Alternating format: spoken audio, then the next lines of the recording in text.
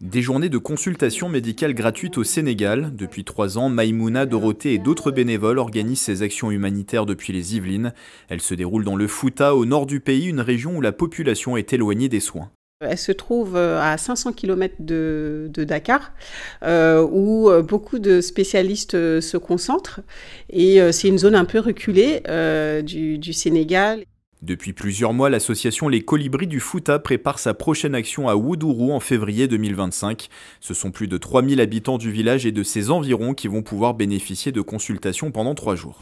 Régler des bobos, de dépister beaucoup. On dépiste beaucoup de personnes en diabète, en hypertension. On découvre aussi malheureusement des fois des cardiopathies de l'enfant.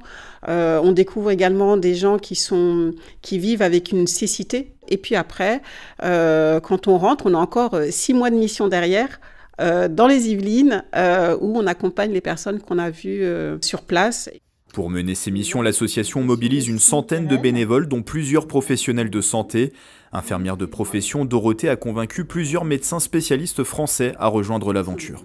On apporte les spécialités de pédiatrie et de gynécologie obstétrique qui sont très importantes et qui font vraiment défaut là-bas. La plupart des enfants n'a jamais vu de pédiatre et la plupart des femmes n'a pas de consultation de gynécologie non plus, donc aucun dépistage.